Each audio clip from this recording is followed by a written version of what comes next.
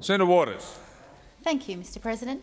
My question is to the Minister representing the Minister for Sustainability, Environment, Water, Population and Communities, Senator Conroy.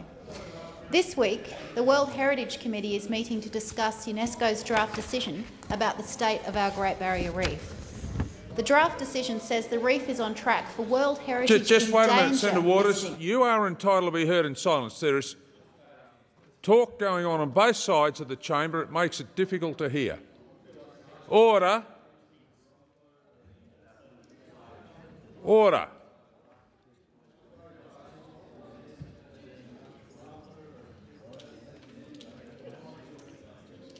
Senator Waters, continue.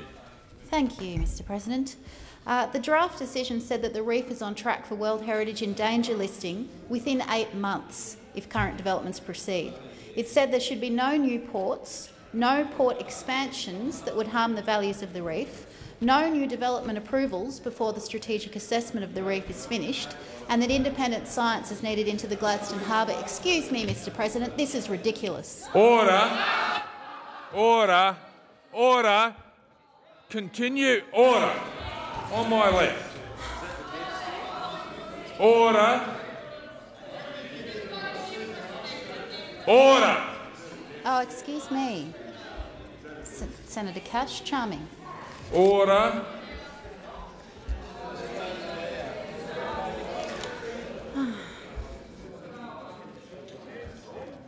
Now, when there's silence, we'll proceed on both sides. Senator Waters, continue. Thanks, Mr President. Given this slap in the face, will the minister now do as UNESCO asks and put a moratorium on new development affecting the reef and stop approving the frenzy of dredging— Order! Senator Waters, just cease asking your question.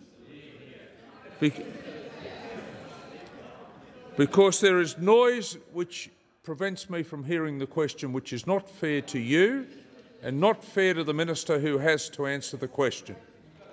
Order. Senator Waters. Thank you, Mr President. Will the minister now do as UNESCO asks and put a moratorium on new development affecting the reef and stop approving this frenzy of dredging, dumping and shipping for coal and coal seam gas to avoid the international embarrassment of a World Heritage in Danger listing? The Minister representing the Minister for Sustainability. Order! Senator McDonald. Senator Ronaldson. Order. Senator Conroy. Senator Conroy.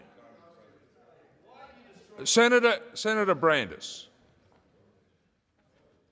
The Minister representing the Minister for Sustainability, Environment, Water, Population and Communities, Senator Conroy. Thank you, Mr President. Could I thank the Senator for her question? The Great Barrier Reef is one of the world's greatest treasures. It is one of Australia's most significant environmental places and has been recognised as one of the healthiest coral reef ecosystems and best managed marine areas in the world. The Gillard government is acutely aware of the challenges facing the reef, such as climate change and the impacts of coastal development. The threats to the reef and the issues impacting on it, highlighted in the Missions Report and the draft State of Conservation Report, are clearly acknowledged in the Outlook Report of the Great Barrier Reef prepared by the GBRMPA in 2009. While these issues are complex, we are committed to Great Barrier Reef Marine Park Authority. Thank you. Now, while these issues are complex, we are committed to addressing them, Mr. Conroy, President. just we are committed to addressing.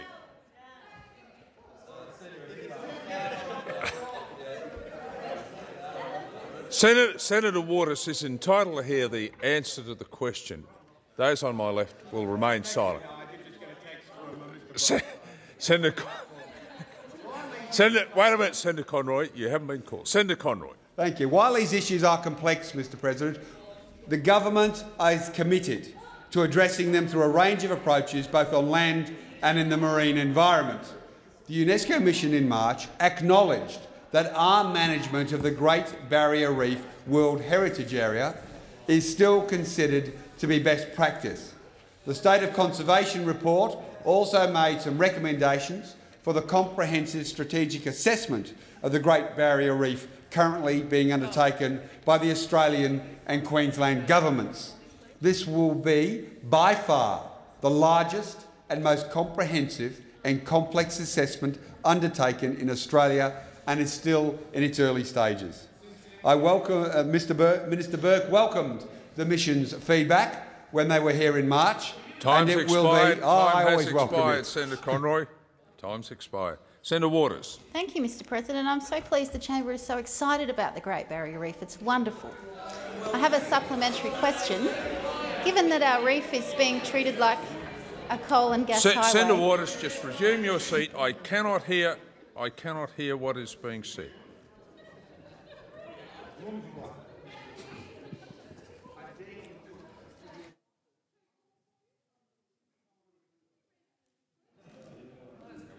When the band has stopped at the front, we will go to the question. You're entitled to be heard in silence. Senator Waters. Thank you, Mr President. Given that our reef is being treated like a coal and gas highway, having its guts ripped out by mass dredging and being used as well, it is, Order. guys, I hate to tell you. Order. Order. Senator Waters. Thank you, Mr President. And being used as a rubbish tip for offshore dumping, when will the federal government enable the strategic assessment to which the minister referred to actually stop current development proposals in the reef? And when will it reverse its decision to give Premier Newman power over the reef once the strategic assessment is done? The Minister. Thank you, Mr President. Look, Mr President, I utterly reject the premise of that question. Let me be very clear. Reject the premise. As I was saying, Mr President, the minister welcomed the mission's feedback when they were here in March, and it will be taken into account when finalising the terms of reference of the strategic assessment. There were no surprises in either report's findings to the Australian government. The threats to the reef highlighted in the reports are clearly acknowledged in the Outlook report on the Great Barrier Reef that was prepared by the Great Barrier Reef Marine Park Authority in 2009.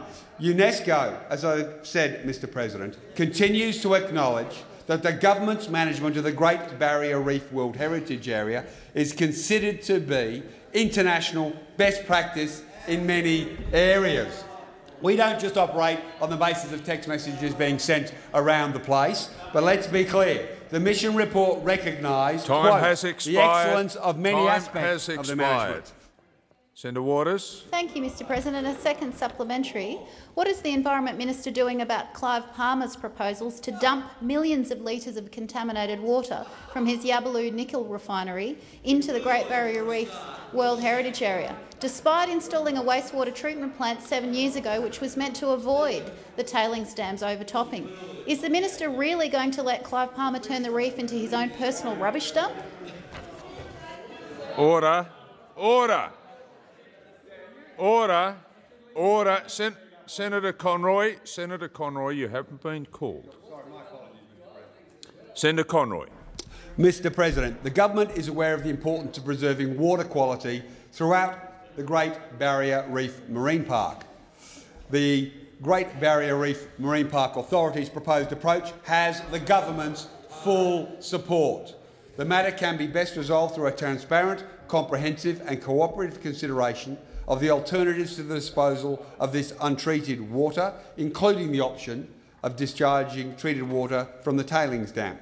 QNPL does not have a Great Barrier Reef Marine Park permit to discharge wastewater from the tailings dam.